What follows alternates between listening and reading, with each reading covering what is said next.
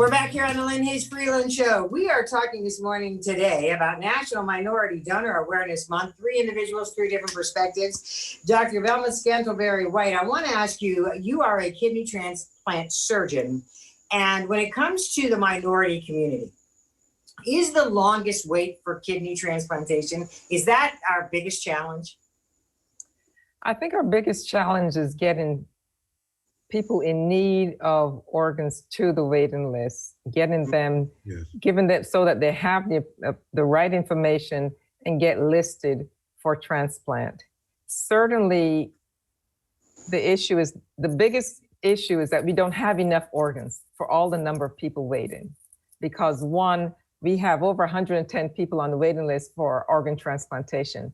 90% of those are waiting kidney transplantation, but only less than 20,000 is going to get transplanted per year. So there's always a surplus of people waiting. So gradually the years waiting get longer and longer because more people get added to the list, and we don't transplant 30, 40, or 50,000 people a year because we don't have enough donors. So if you have an excess of people waiting for, we need more donors. 20 people die every day waiting for a solid organ.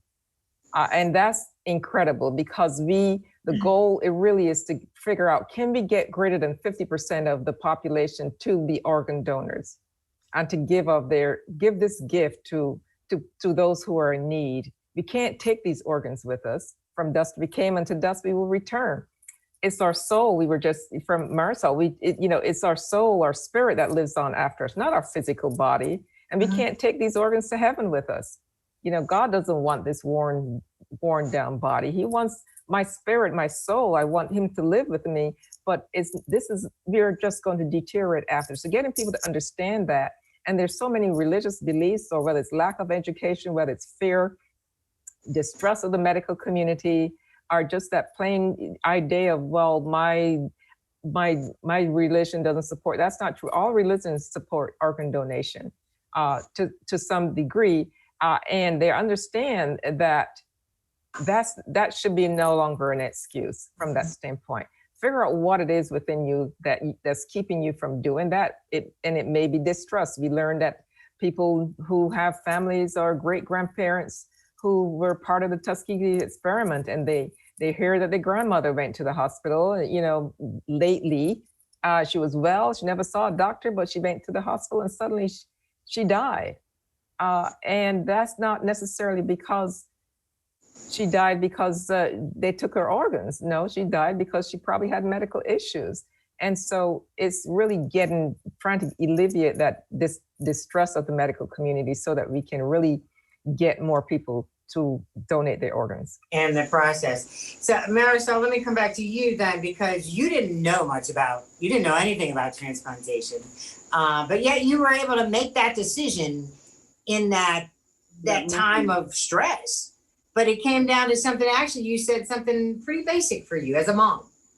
Yeah, because, I was like, what do I do? And I was like, I turned around to my ex-sister-in-law and I said, what do you think I should or shouldn't I? It was like confusing, like, what am I doing? Should I do it? And she said, it's good whether you do it or you don't. Nothing bad. It's all up to you, what you want to do. So I had to think about for a minute and put my shoe on another parent. What if that was me? And I was begging tonight someone to donate an organ, a heart, a liver, a kidney, and in order for my daughter to survive.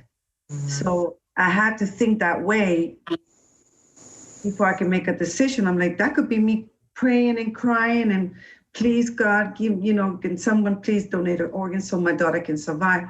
My daughter's dead. My daughter died. Why can't I just do it and help somebody? Help somebody. And I know my daughter would have said, yes, do it. And so I had to put myself in somebody else's shoe to make that decision. And it's a hard decision. It was hard, but I didn't feel bad. I felt good at the same time. So you're making a difference for someone.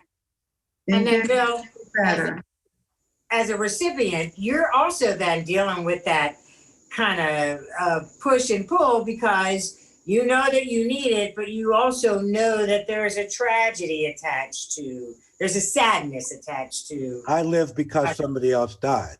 Mm-hmm. Mm-hmm. And that is a big burden, but it's also a responsibility. And I said during my reawakening to the God, quite frankly, that I would commit myself to a life of productivity as the result of this gift that I was given. And I made that, and I continue to make that. And I'm grateful for that mother and that father who was on the other end, who made that courageous decision so that I could be here to participate in this conversation.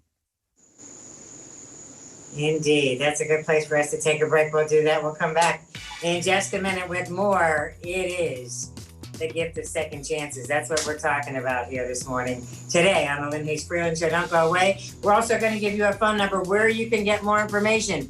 Don't wait until you need the information. Get the information now so that you can deal with some of these issues, these thoughts. We'll be back in just a minute. The show continues.